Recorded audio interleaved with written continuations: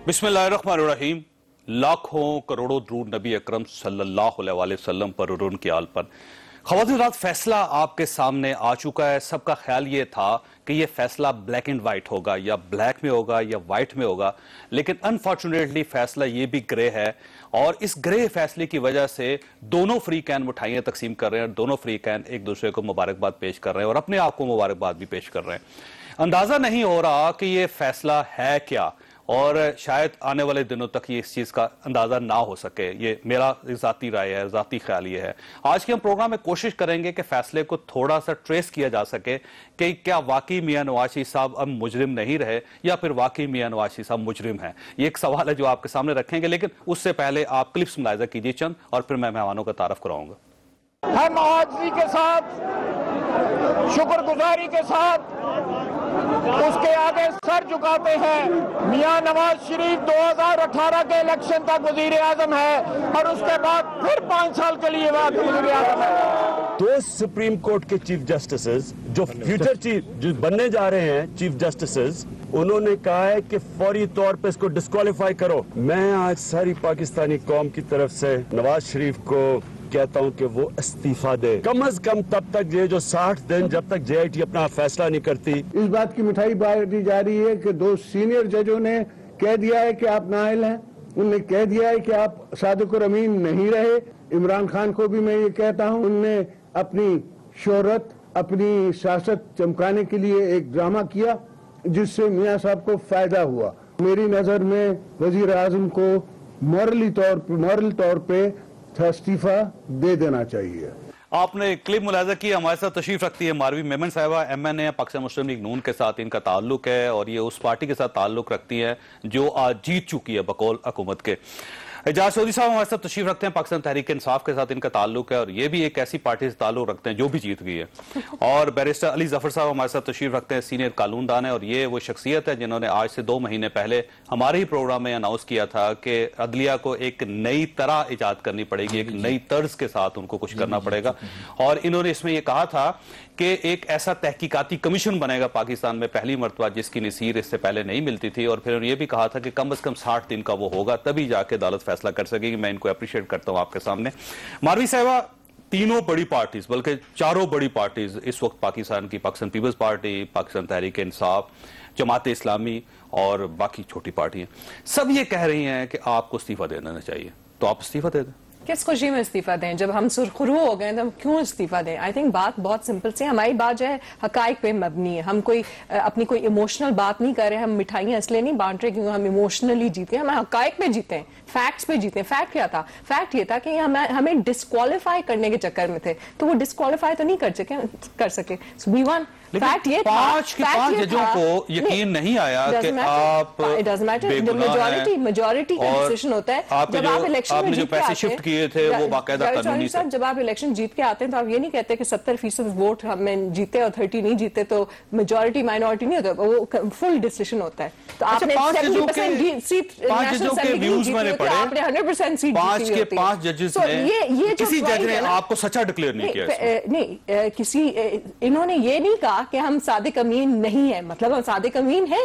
सो जब कोई ये नहीं कह रहा कि आप सादिक अमीन नहीं है, 3 आउट ऑफ 2 मेजॉरिटी डिसीजन, तो ये तो सादिक अमीन के लिए आप गए ना, आपने कहा कि हम तो सच्चे हैं, तो जज खामोश है। उन्होंने कहा कि अब ये फैसला JIT में होगा कि आप सादिक और अमीन है या नहीं। हम शुरू से कह रहे थे कमीशन की बात, हमारी बात तो शुरू वाली सही निकली ना। हमने तो 3 जनरेशंस को जो है प्रेजेंट किया था अकाउंटेबिलिटी के लिए शुरू से, और हमने शुरू से बात की थी कमीशन 2 महीने और 7 दिन एक्स्ट्रा नहीं मिल गए, बस इतनी सी बात है मेरा ख्याल। नहीं, हमारा तो पॉइंट विंडिकेशन हुआ है ना कि हमारी जो ओरिजिनल बात थी, जो प्राइम मिनिस्टर ने ओरिजिनली बात की थी, वही सच्ची निकली। अब देखिए ना, आपको तो 10 सवालों के जवाब तो आपको JIT में देने पड़ेंगे ना जी। आपको साबित करना पड़ेगा कि गल्फ स्टील मिल कैसे बनी थी, आप प्रूफ लेके जाएंगे। हम कर लेंगे, बिल्कुल कोई मसला नहीं है। जो सही फोरम होगा वो करेंगे। नहीं, क्योंकि वो सही फोरम नहीं था ना, जो सही फोरम होगा, सही फोरम नहीं था। ये ट्रायल कोर्ट की बात हो रही है, वो जिस तरह की बाकी एविडेंसेस वो सारी होती वो जोर आपने पूरा लगाया थे, आपके डॉक्यूमेंट्स को कोर्ट ने तस्लीम नहीं किया। सॉरी, फोरम की बात थी, trial court versus other kind court.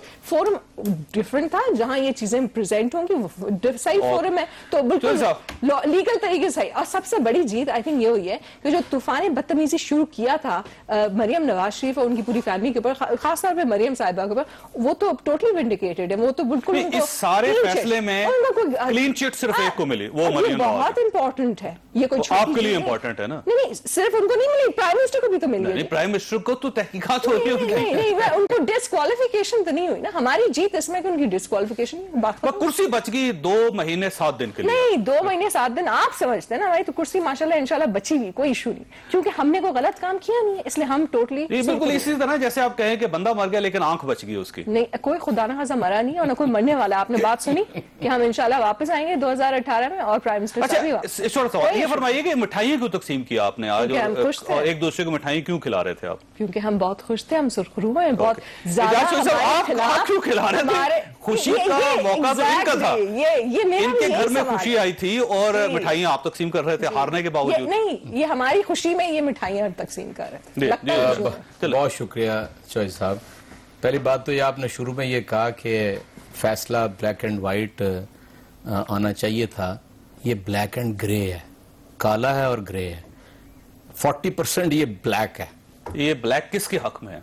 Black है, आपके लिए ब्लैक है, इनके लिए ब्लैक है। नहीं, आप बताए, सुन लेना, आप मुझे बताएं कि 40% जजेस ने क्या कहा है कि वजीर आजम झूठा है, वजीर आजम चोर है। नहीं, और उन्होंने डिस्क्वालीफाई जजेस ने ये कहा है कि ये सच साबित नहीं कर सके। अगली बात सुने ना, कि झूठ या सच का फैसला ये करेगा। ये तो यानी दो जब आप इलेक्शन यहाँ तो मैं नहीं चाहता आपके साथ कोई मसला करूं। देखें, 2 जजेस ने ये कहा वेरी क्लियरली कि हमारा प्राइम मिनिस्टर एक तो ये झूठा है और दूसरा चोर है और डिस्क्वालीफाइड है। और बाकी 3 ने क्या कहा? चौधरी साहब, उन्होंने कहा गल्फ स्टील कैसे बनी, लाइबिलिटीज कैसे खत्म हुई, फरोख कैसे हुई, जद्दा, कतर और लंदन पैसे कैसे गए, बच्चे 1990 में अरबों रुपए कैसे कमा लिए और फ्लैट कैसे खरीदे, कतरी का खत हकीकत है या फसाना, बेरर सर्टिफिकेट क्रिस्टलाइज कैसे हुए, नेल्सन और नेस्कोल का बेनिफिशियरी ऑनर कौन है, हिल मेटल एस्टेब्लिशमेंट कैसे बनी, फ्लैगशिप और दूसरी कंपनियां कैसे खरीदी। सुने ना, आगे सुने, कारोबार के लिए वर्किंग कैपिटल कहां से आया, और हुसैन ने अरबों रुपए तोहफे को नवाज। अगर आप जीते हो तो फिर इशू क्या है? किस चीज की? मैं बताता हूँ। देखें, मैं आपसे अर्ज करता हूँ, गलती हुई है। मैं ये समझता था कि पहले तो इमरान खान ने चार्जेस फ्रेम किए थे ना, अब सुप्रीम कोर्ट कह रही है नवाज शरीफ को कि जाओ, ये तुम्हारे बातें हैं, तो ये चार्जशीट है, आप कह रहे हैं चार्जशीट है। नहीं, मैं नहीं कहता, सुप्रीम कोर्ट कह रही है। आपके सामने सुप्रीम कोर्ट के 3 जजेस ने कहा और उन्होंने कहा जाओ थानेदार के सामने पेश होकर सफाई अपनी। एक्सक्यूज मी, थानेदार। अच्छा, एक मिनट जरा देख ना मारवी, आप अपनी बात अपने वक्त पे बात कीजिए, अपने वक्त पे बात कीजिए। प्राइम मिनिस्टर के सामने तो थानेदार ही है। नहीं, सॉरी, तो और क्या है? ये बड़ाई है यार, बड़ाई है कि वो जो अच्छा मारवी, आपने मुझे कहा कि नहीं, आप इंटरप्ट कर रहे हैं 3री दफा। मुझे ये बताइए कि बाबा लाडला और अजमल पहाड़ी और उजैर, क्या नाम, बलोच, JIT उनके लिए बनती है। जराइम पेशा लोग, अगर इमरान खान ही सिर्फ कहता ना कि ये इसके ऊपर चार्जेस हैं, तो आप कहते थे इमरान खान झूठ बोल रहा है, और सुप्रीम कोर्ट ने कहा ये 12 बातों का जवाब नहीं है। दूसरी बात, तो आप इसको कामयाबी समझ। दूसरी बात, नहीं, आप भी बताइए ये कामयाबी नहीं है, आपके लिए कामयाबी बताइए नहीं है। मैं कंफ्यूज हूं भाई, मैं कंफ्यूज तस्लीम करता हूं, मैं कंफ्यूज हूं, मुझे बिल्कुल समझ नहीं आ रही। बताइए, ये जीते आप भी अपनी बात पे अपने वक्त पे बात करें, उसके बाद नहीं, मैं भी बोलूंगा जब आप बोलेंगी, इसलिए कि आप बाज नहीं आई। दूसरी बात, नहीं, मैं तो जब JIT बनेगी, आपकी बात, JIT बनेगी और यही सारी चीजें, क्योंकि सारे तीनों के तीनों इनके वकला ने सारे दलाइल दिए, इनके पास जो डॉक्यूमेंट्स इन्होंने पेश कर दिए हैं, सर आपके पास भी जो थे आपने भी पेश कर दिए, कोर्ट ने आपके भी एक्सेप्ट नहीं, हमारे एक्सेप्ट हुए। एक्सेप्ट होते तो इमरान खान की पिटीशन रिजेक्ट नहीं हुई चॉइस साहब, तो ये कामयाबी है आपकी। हाँ? और ये कह रहे हैं कि हमारी हुकूमत नहीं की, हम भी कामयाब। वो कह रहे हैं अली जफर साहब 40% कह रहे हैं कि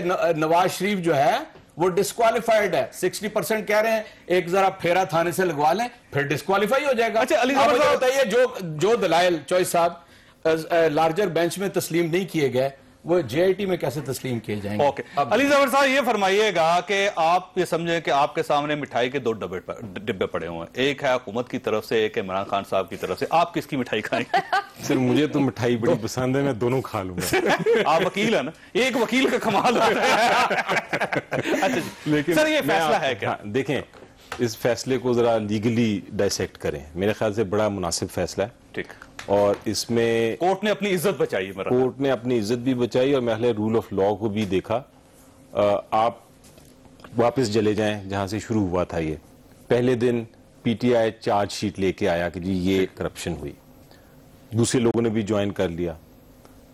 जो नवाज शरीफ साहब के और उनके बच्चों के वकील थे उन्होंने कहा जी हम आप पे एतमाद करते हैं, हम कोई जुरिसडिक्शन का इशू नहीं उठाते, आप इसका फैसला कर लें। अब जो वैसे एक बहुत बड़ी जजमेंट है, अभी उस पर और तबसरे होंगे, लेकिन मैंने जो देखी है और मैंने जो पैराग्राफ्स पढ़े हैं उसमें सुप्रीम कोर्ट ने 3 चीजें कही हैं।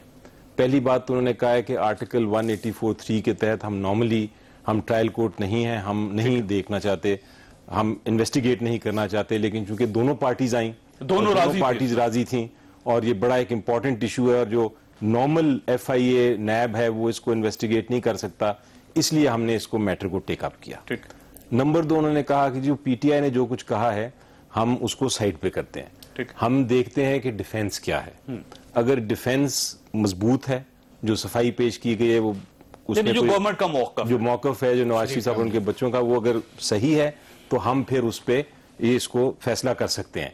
लेकिन अगर नहीं है तो फिर हम क्या करेंगे? तो उन्होंने फिर यह क्या किया कि एक आइटम को लिया और एक आइटम लेने के बाद उन्होंने कहा कि बहुत सारे ऐसे मसले हैं जो हम फैसला नहीं कर सकते इस वक्त, हमें एक तहकीकाती कमीशन चाहिए और तहकीकाती कमीशन चूंकि नैब और FIA नहीं हो सकती तो हम अपनी एक बनाएंगे जो इन्वेस्टिगेट करेगी।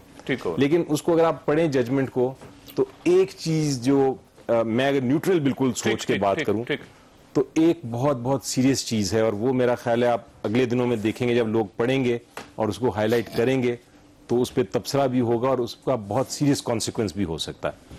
सुप्रीम कोर्ट ने देख के सारे पॉइंट्स को 3 चीजें बड़ी इंटरेस्टिंग कह दी हैं। एक उन्होंने कहा, लफ्ज अंग्रेजी के हैं लेकिन उसको उर्दू में मैं ट्रांसलेट करता हूं। एक कहा है उन्होंने कि जो सबसे बड़ी चीज है मेरे लिए वो कही है कि जानबूझ के रिस्पोंडेंट 1, 2, 3 यानी नवाज शरीफ साहब और उनके बच्चों ने डिलिबरेट कंसीलमेंट की है, जानबूझ के चीजें छुपाया गया। नंबर 1 को जानबूझ के छुपाया गया है जो जुर्म है जी उसमें, और जो जुर्म है। और उसके बाद उन्होंने 3-4 जगह ये भी कहा है कि ये अब्सर्ड है, यानी जो डिफेंस ली गई है ये बिल्कुल बेवकूफाना है, फजूल है। और ये भी कहा गया कि लुडिक्रस है, यानी वाहियात है। सो ये सारी जो 3-4 फ्रेजेस हैं और ये लफ्ज बड़े खौफनाक हैं और बहुत कम ऐसा हुआ है कि कभी फैसलों में जजेस ने ऐसे लफ्ज लिखे। ये जो फाइंडिंग्स हैं अगेंस्ट सिटिंग प्राइम मिनिस्टर, ये मेरा ख्याल है बहुत एक सीरियस बात है। इन्वेस्टिगेशन कमीशन तक तो मैं सोच रहा था जैसा आपने बताया कि वही होगा और टाइम भी बड़ा मुनासिब है, 60 डेज में वो फैसला भी कर सकते हैं।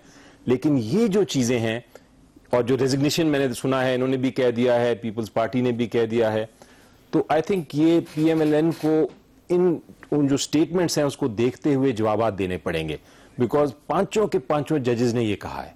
एंड दैट टू मी मेरे मुताबिक कानूनी लिहाज से अगर देखा जाए तो हुकूमत को फायदा हुआ है, इखलाकी लिहाज से देखा जाए तो उनको बहुत नुकसान हुआ है, आपका ये ख्याल है? जी, और ये इखलाकी भी और इसका एक लीगल इम्पैक्ट भी हो सकता है। ये जो स्टेटमेंट्स हैं और जो डिसीजंस हैं कोर्ट की, इसका एक, और आप देखेंगे अगले, मुझे नजर आ रहा है कि अगले हफ्ते 10 दिन में जब इस पर और तबसरे होंगे तो इसका एक सीरियस लीगल कॉम्प्लिकेशन आ सकती है। हमें चौधरी मंजूर साहब ने ज्वाइन किया, पाकिस्तान पीपल्स पार्टी के साथ इनका ताल्लुक है और सेक्रेटरी इतलात भी हैं, उनकी तरफ जाएंगे, लेकिन उससे पहले एक छोटी सी ब्रेक लेंगे, ब्रेक वाला आते हैं।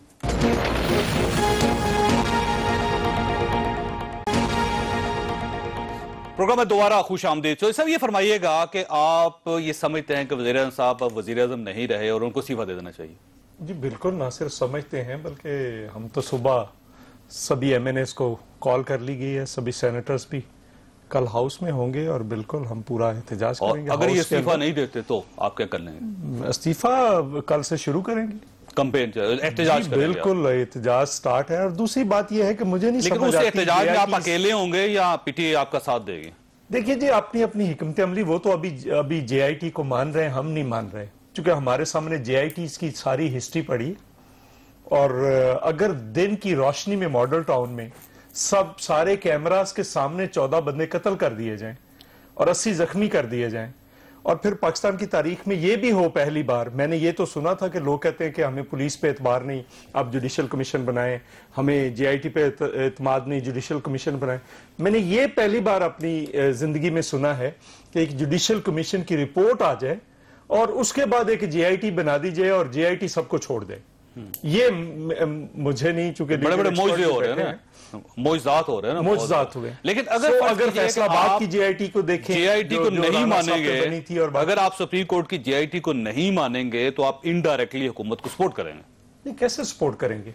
मतलब JIT को मानने का मतलब ये है कि अभी जो आज फैसला आया है, मतलब मैं तो थोड़े कमेंट्स देख रहा था एजाज अफसल साहब के, सारा कुछ उन्होंने लिखकर फिर JIT को सपोर्ट कर दिया। अगर वो लिखा है तो फिर वो दूसरे दोनों जजेस के साथ जाकर खड़े हो जाते, खेल खत्म होता। कानूनी है ना, कानूनी है, मुल्जम को कानूनी जो हमारा एक्सपीरियंस है हमने तो उस हिसाब से देखना है ना। हमने तो पीपल्स पार्टी ने अदलिया के अपने एक्सपीरियंस से ड्रॉ करनी है ना सारी चीजें, हमने कोई किसी दूसरे की एनेक्स से तो नहीं देखना। सो हमारा एक्सपीरियंस ये है कि यही अक्सरियती फैसला भुट्टो साहब के दौर में भी आया था। तो भुट्टो साहब के दौर में जब अक्सरियती फैसला आया था तो एक्सट्रीम फैसला नहीं हो सकता था। ठीक है, 3-4 का जब स्प्लिट आ गई थी तो फिर उसको एक्सट्रीम सजा नहीं दे सकते, दिया, कत्ल किया जुल्फकार अली भुट्टो को। बेगम नुसरत भुट्टो केस में क्या हुआ, फिर जितने केसेस हुए उसमें क्या, असर खान केस अभी तक पड़ा हुआ है, उधर भी तो FIA को डायरेक्शन है ना सुप्रीम कोर्ट की। ठीक, तो क्या हो गया? मालवी साहब ये एक तो जहन में रखिएगा कि कल से आपका मुश्किल दिन शुरू हो रहे हैं आपके। कल इमरान खान साहब भी कौमी असम्बली में जाएंगे और वो पार्लियामेंट को इस्तेमाल करेंगे आपके खिलाफ, और पाकिस्तान पीपल्स पार्टी में वहीं जाके वहीं पे आपके खिलाफ एहतजाज शुरू करेगी। और मुझे यूं लगता है कि आने वाले दिनों में दोनों पार्टीज 1 पॉइंट एजेंडे पे इकट्ठी हो जाएंगी। वो अफसोस हो रहा है कि ये वही काम कर रहे हैं जो ये पिछले 4 साल करते आए, गवर्नेंस पे नहीं कॉन्सेंट्रेट कर रहे हैं, खुद अपनी अपनी हुकूमतें हैं प्रोविंसेस में, लेकिन ये एहतजाज की सियासत में, जिसमें ये पहले जो है PhD रखते थे, वो भी किसी किस्म का PhD रखते हैं, क्योंकि वो तोड़ फोड़ मतलब एहतजाज काम नहीं करना चाह रहे हैं ना। दोनों में वही कह रही हूँ ना, अभी जो बात हुई ना, उन्होंने खुल के बात कर दी है, मैंने इंटरप्ट नहीं किया, मैं सुनना चाहती थी, मैं ये प्रूफ आ गया, प्रूफ आगे नहीं देगा प्लीज, नहीं अब देखें, मैं लेट्स बी फेयर, ठीक है। सो खुल के उन्होंने कह दिया कि उन्होंने तोड़ फोड़ एहतजाज करेंगे, गवर्नेंस नहीं करनी है, मुल्क को आगे नहीं बढ़ाना है, तो एटलीस्ट उन्होंने ये एक्सेप्ट कर लिया आपके सामने, ये इस बात की गवाही सबके सामने हो गई। सेकंड पॉइंट ये, आप इस्तीफा क्यों नहीं दे देते जी? यूसुफ गिलानी साहब का इशू था ना, तो मियां नवाज शरीफ साहब इस्तीफा मांग रहे हैं उनसे कि ये इनकी प्राइम मिनिस्टर की शिप की मौजूदगी में आजाद तहकीकात कैसे हो सकती है? मियां नवाज शरीफ उस वक्त कहते थे, ये कह रहे हैं ना, सुप्रीम कोर्ट ने तो नहीं कहा। नहीं, जब वो गिलानी साहब का इशू था उससे पहले FIA तहकीकात कर रही थी, आपने आपका मुतालबा था बार-बार। नहीं है, हमें सुप्रीम कोर्ट ने तो नहीं कहा है ना कि आप इस्तीफा दे दें। सॉरी, हम किस खुशी में, हम तो सुरखरू हैं, अगर सुरखरू नहीं होते तो फिर हम इस्तीफा दे देते। उनको भी नहीं कहा था सुप्रीम कोर्ट ने कि इस्तीफा दे दें। एक्सक्यूज मी, ये पॉइंट बहुत सिंपल है, अभी केस ऑनगोइंग है ना, आपने खुद ही कहा उनका भी ऑनगोइंग था। नहीं, मैं आपसे ये कह रहा हूँ कि उनका केस ऑनगोइंग था, FIA तहकीकात कर रही थी, इनके प्रेयर्स थे, लेकिन आप ये कहते हैं यूसुफ गिलानी साहब को इस्तीफा दे देना चाहिए। मैं ये कह रही हूँ इनके सारे प्रेयर्स जो हैं ये हार गए, जो प्रेयर उन्होंने की सब हार गए। अच्छा ये फरमाइए, एक साल आपके पास कंसीलमेंट वाली बात बहुत सीरियस उन्होंने की है, मैं उसका जवाब देना चाहिए। वो वैसे जजेस नहीं, मैं उसका जवाब देना चाहूंगी। जो भी इश्यूज उठाए गए हैं, ये एक डेमोक्रेसी है, हम अपने आप को अकाउंटेबिलिटी के लिए पेश करते हैं, और हमने पहले भी किया है, पहले भी 3 जनरेशंस की अकाउंटेबिलिटी हुई है, तो आगे हम जवाब दे देंगे, हम कोई चीज कंसील तो नहीं करेंगे। तो हमें तो टाइम मिला है, जजेस को मुतमईन नहीं कर सके आप लोग। नहीं, तो जजेस को ये नहीं मुतमईन कर सके मेरे ख्याल में, क्योंकि इनकी प्रेयर थी जो ये हार गए। आप फैसला तो आपके बारे में आया नहीं, इन्होंने जितने भी ये कहा कि जिनका काम डिफेंस करना था वो प्रेयर थी, ये सारे साबित नहीं कर सके कि उनकी ये सारी प्रॉपर्टी लीगल। मेरा पॉइंट ये है कि ये साबित नहीं। अली जफर साहब, क्या है इनका मौका सुन लिया आपने, आपका क्या ख्याल है? जी देखिए, मैं तो वो बात कर रहा हूँ जो मैंने पढ़ा है, और मेरा ख्याल है आपको शायद मौका नहीं मिला होगा पढ़ने का। वो काफ़ी सारे पैराग्राफ्स हैं जिनमें ये कहा गया है सुप्रीम कोर्ट की तरफ से कि जो दस्तावेज़ात दिए हैं वो फेक हैं, नंबर 1। नंबर 2, जो मौक़िफ़ जो कहानी बताई गई है कतरी शहजादे की, वो बोगस है। तो बल्कि इसमें नंबर 3 उन्होंने कहा कि हमने पूछा क्या कतरी खत हकीकत पर मबनी है, ये उनका 5वां पॉइंट है जी। और फिर उन्होंने सबसे बढ़ के कंसीलमेंट का लफ्ज मैं नहीं एक्सपेक्ट कर रहा था कि कंसीलमेंट, डिलिबरेट कंसीलमेंट का लफ्ज इस्तेमाल होगा कि जानबूझ के छुपाया गया चीजें, मगर वो इस्तेमाल हुए लफ्ज, तो उन वो अल्फाज हैं वो बड़े मायने रखते हैं। 3 जजेस ने, बल्कि 5 के 5 जजेस ने वही जब पॉइंट लिया है, तो मेरा ख्याल है इनको स्टडी करके उसका जवाब देना पड़ेगा। हम स्टडी करके जवाब देंगे, हमें कोई इशू नहीं लग रहा है इस पॉइंट। अच्छा, ये फरमाइए अली जफर साहब के JIT जो होगी और उसकी रिपोर्ट जो होगी उसकी क्या हैसियत होगी? बड़ी इंपॉर्टेंस होगी जी, क्योंकि अब ये 2 शाखों में डिवाइड हो जाएगा केस। जब JIT की रिपोर्ट आएगी, अगर वो रिपोर्ट में ये फैसला करती है, ये रिपोर्ट होती है कि जी करप्शन हुई है और हम ये पैसे एक्चुअली करप्ट पैसा है, तो फिर supreme court of Pakistan article 184(3) के तहत भी सिविल साइड पे फैसला कर सकती है डिस्क्वालिफिकेशन का, और क्रिमिनल प्रोसीडिंग्स भी शुरू हो सकती हैं उस करप्शन के और मामले ये में। नया बेंच बनेगा, यही बेंच फैसला करेगा? ये तो चीफ जस्टिस साहब पे डिपेंड करता है। अब ये रिपोर्ट जाएगी चीफ जस्टिस साहब के पास, वो फैसला करेंगे कि नया बेंच बनाना है। एक तो 15 दिन की एक जो है इसमें शिक रखी हुई कि हर 15 दिन बाद रिपोर्ट की प्रोग्रेस बतानी है, वो होगी, और उसके बाद फिर जो फाइनल फैसला करने के लिए मुझे लगता है चीफ जस्टिस साहब यही बेंच बनाएंगे, लेकिन खैर वो हम कुछ कह नहीं सकते, बट एक बेंच बनेगा 5 रुकनी बेंच। ठीक हो, जो इसको साहब कहीं ऐसा तो नहीं है कि आप सिर्फ मीडिया में मार खा गए, जो ही ये फैसले की अनाउंसमेंट हुई है पहले आके इन्होंने ढोल बजा लिए, आप अपने ढोल साथ लेके चले गए, आप बजा लेते शायद आप नहीं। जो साहब असल में हमने कोई प्री डिटर्मिन हमारे जहन में नहीं था, हम अदालत के फैसले का इंतजार कर रहे थे। इनको तो ये पता था ना कि हर सूरत में हमने शोर ही डालना है। हमने प्लान किया हुआ था ना, प्लान किया हुआ था। हमने जाके इस सारे फैसले का सरसरी जायजा लिया, और जायजा लेने के बाद हम इस नतीजे पे पहुंचे कि नवाज शरीफ की इस वक्त जो मॉरल पोजीशन है, मॉरल अथॉरिटी खत्म हो चुकी है और उसे इस्तीफा देना चाहिए। क्यों? मैं वो अल्फाज याद दिला देता हूं जो नवाज शरीफ साहब कहा करते थे कि गिलानी जाओ पहले इस्तीफा दो, इस्तीफा दे के अदालत में पेश हो जाओ, अगर अदालत तुम्हें बरी कर दे तो फिर आके वजीर आजम बन जाओ। आप मुझे बताइए कि अगर कोई ऑपोजिशन लीडर वक्त के वजीर आजम से यह सवाल कर रहा हो और वो अब हम अगर मुतालबा करें और मुल्क की बड़ी सियासी जमातें मुतालबा करें, तो क्या नवाज शरीफ के कान काम नहीं करते? क्या उसका दिमाग काम नहीं करता? दूसरी बात, मैं एक और बात साथ जोड़, डबल स्टैंडर्ड तो नहीं होने। एक मिनट, दूसरी बात, मैं आप कहता हूं ना, एक केस इसाक डार का केस उन्होंने कहा खोल दो। इसाक डार का केस वो भी एक ओपन एंड शट केस है चौधरी साहब, 164 के बयान के ऊपर यहां पर यानी सजाए मौत हुई है। ठीक है, फिर सिर्फ वो 164 का बयान नहीं है, वो अप्रूवर है, वहां पे वादा माफ गवाह है। मैं दोनों का जवाब फिर बैंक के वो अकाउंट कहां ले जाएंगे जहां से लूटा हुआ पैसा गया, और वह बदलती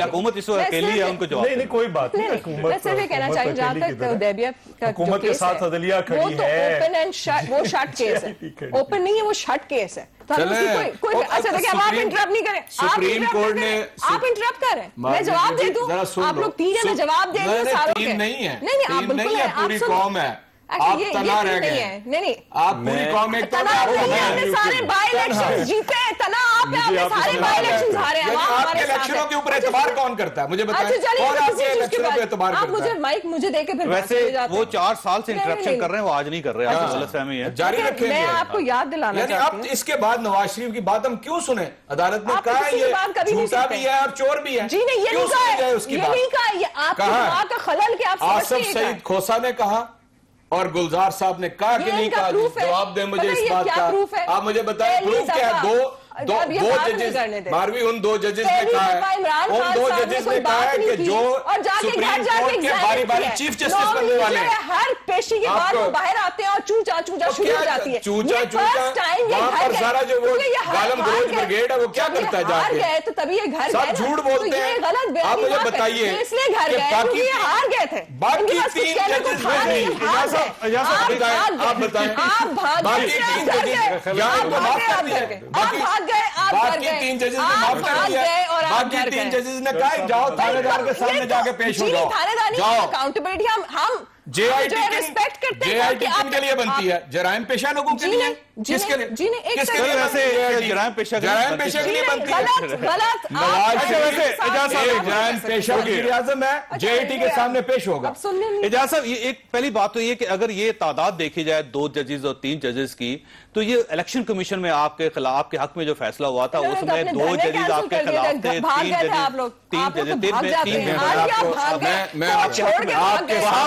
आपके सामने सुप्रीम कोर्ट के साबिक सदर बैठे हैं, उन्होंने इंटरप्रिटेशन कर दी है कंसीलमेंट ऑफ फेसेट्स।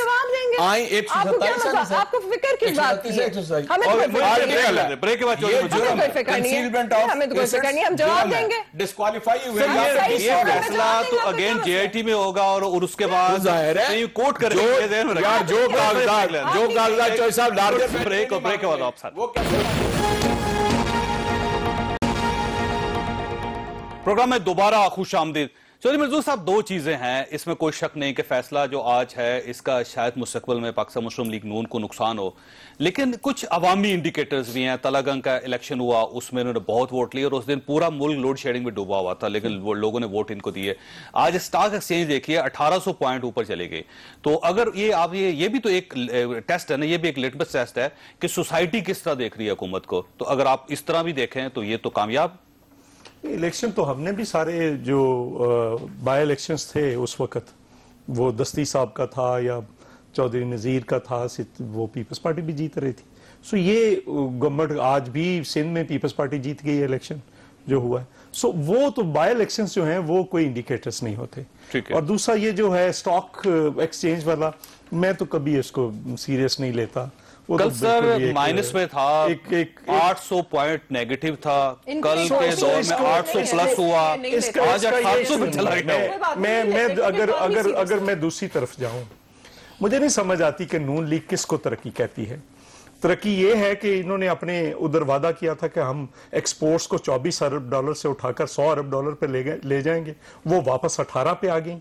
तरक्की ये है कि इन्होंने मुलाजमीन की तनख्वाह में कोई इजाफा नहीं किया। तरक्की ये है मारवी मुझे बात करने। तरक्की ये है कि एग्रीकल्चर सेक्टर सारे का सारा तबाह कर दिया गया, तनख्वाहदार तबके को कुछ नहीं मिला।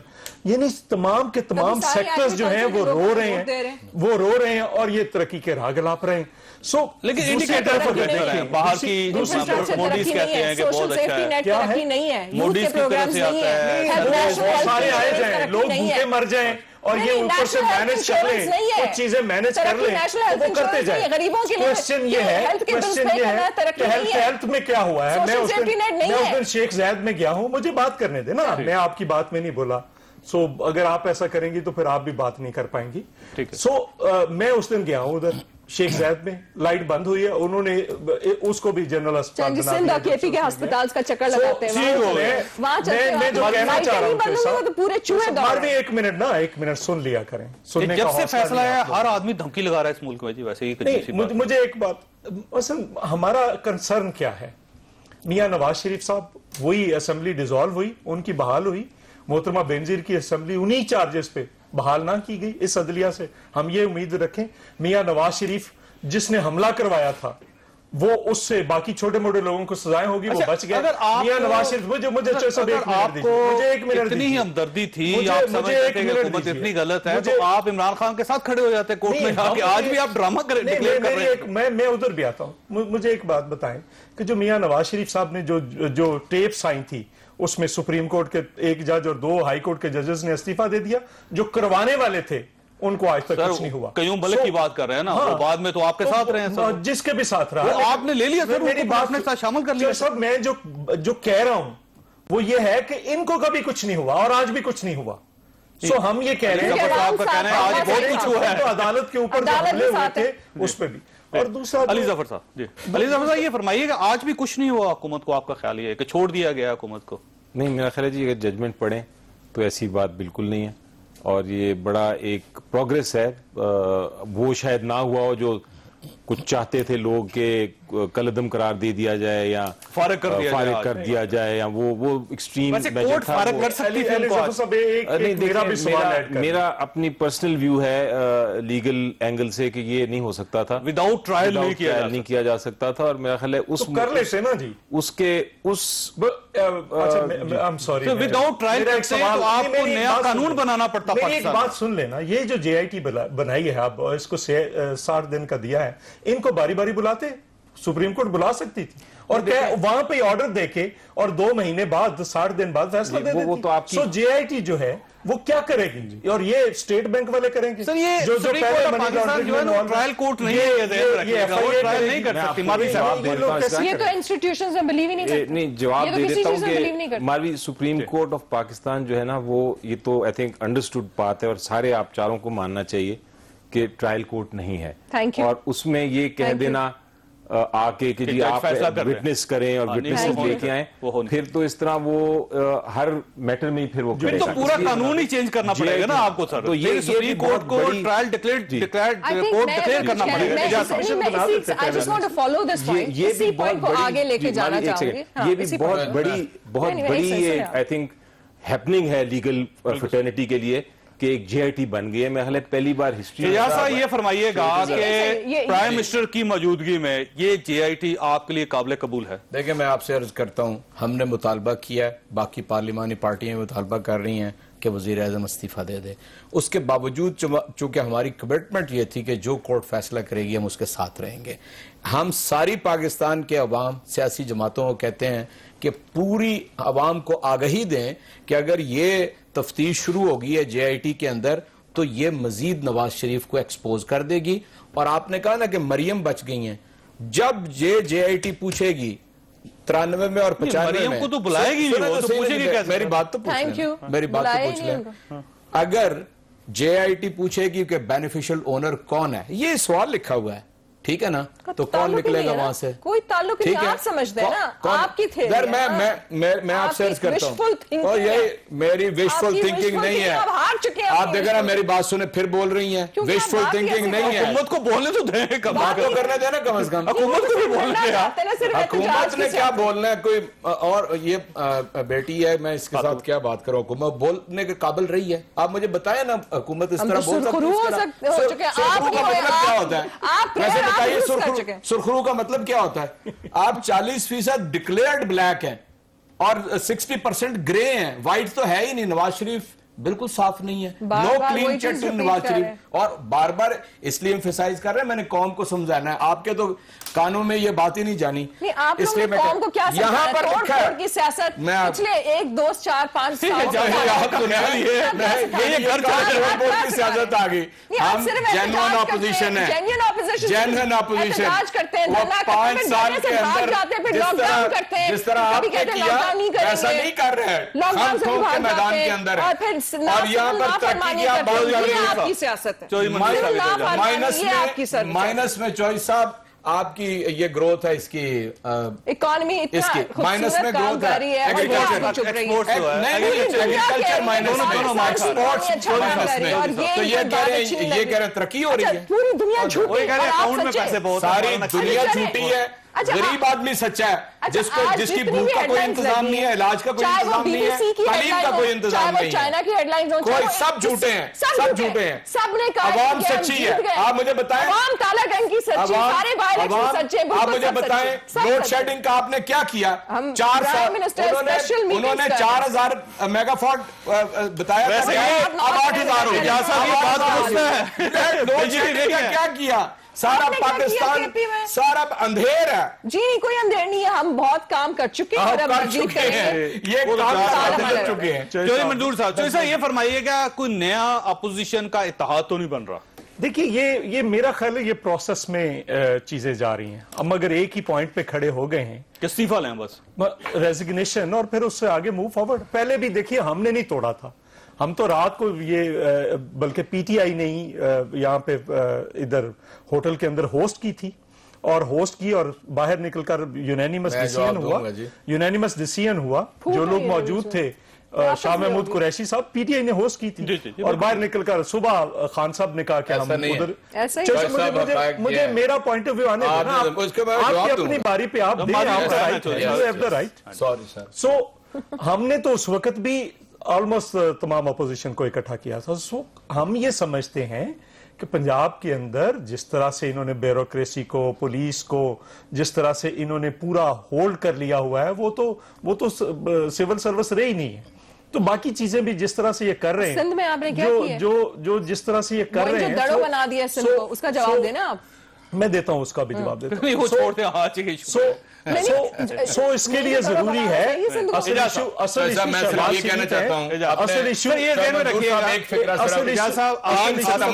साहब की तकरीर सुनी आप 3 सितंबर को, उसमें उन्होंने कहा कि पार्टी के सेक्रेटरी जनरल हमारे ट्रक के ऊपर तकरीर करके गए, हमने नहीं तोड़ा, और हमने कहा 30 सितंबर को उधर चले जाती उमरा अड्डा प्लॉट के ऊपर, वहां ये नहीं आए, इसलिए हमने नहीं तोड़ा।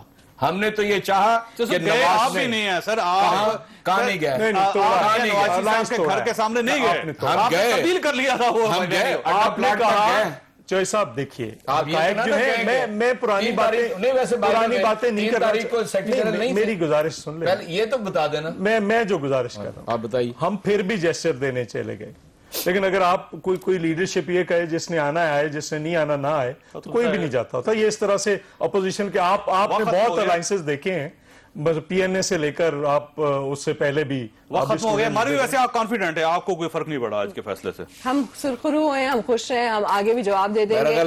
सुरखरू का मतलब नहीं आता, आपको नहीं आता, आपको नहीं आता। कोई नवाज शरीफ को सुरखरू कह सकता है? वक्त खत्म हो गया। खुद आपने गुफ्तगू सुनी, फैसला आप खुद कर लीजिएगा, लेकिन मेरा ख्याल यह है कि शायद सुप्रीम कोर्ट ऑफ पाकिस्तान को अपने इस फैसले की तशरीह करनी पड़ जाए। अल्लाह ताला आप और आपके अहले खाना को किसी मुसीबत से महफूज रखे। अल्लाह हाफिज।